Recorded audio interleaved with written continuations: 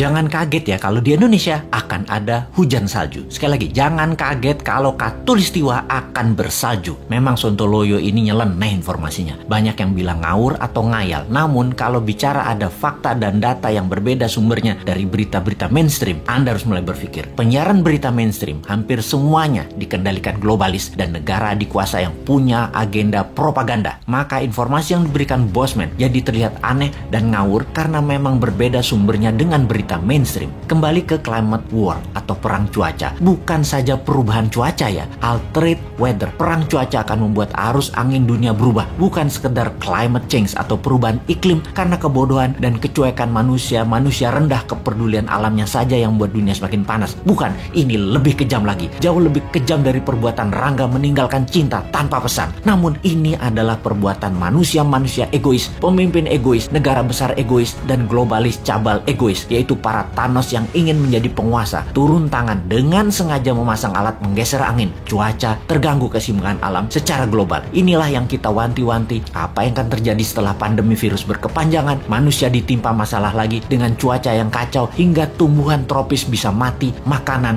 bisa langka. Food war terjadi setelah climate war. Kali ini efeknya lebih mematikan dari pandemi COVID. Center ekuator bergeser, tengah bumi bergeser terhadap matahari. Dunia koplak sampai manusia sadar bahwa kita punya common enemy atau musuh bersama, yaitu alam yang tidak dipelihara. Seperti tubuh manusia tidak dipelihara di usia senja, berbagai penyakit dideritanya. Ternyata sahabat, ada fakta lain kalau kita ingin membalik semua keadaan tersebut. Banyak buktinya. Misalnya, ada seseorang di usia 65 tahun baru mulai hidup sehat. Di usia 80 tahun usia biologisnya, tetapi body age-nya seperti orang berumur 30 tahunan karena dirawat dengan baik walaupun mulainya dari umur 65. Dia makan sehat, olahraga, dan lain sejenisnya. Sekali, padahal selama 65 tahun hidupnya berantakan, namun ketika diputuskan berubah 180 derajat, balik arah, semua bisa jadi muda lagi, sehat lagi. Dunia pun sama. Selama ini dunia tidak dirawat oleh manusia, maka penyakit bumi itu banyak. Hal inilah yang membuat bumi menua dengan cepat dan menjadi renta. Tapi bukan tidak bisa disembuhkan. Bisa, selama kita semua sepakat berjuang memperbaiki. Indonesia di tahun 2045 adalah pemimpin yang akan memimpin perbaikan alam dunia ini semua. Untuk itu, New Mind selama 24 tahun ke depan hingga tahun 2045 akan pegang kendali utuh, menyelesaikan masalah dalam negeri dan luar negeri, menyetop kegilaan Amerika dan Tiongkok, serta menyetop globalis cabal. Ini bukan impian kosong. Ini mungkin impian segelintir orang awalnya. Namun, ketika 1 juta orang percaya, akan jadi collective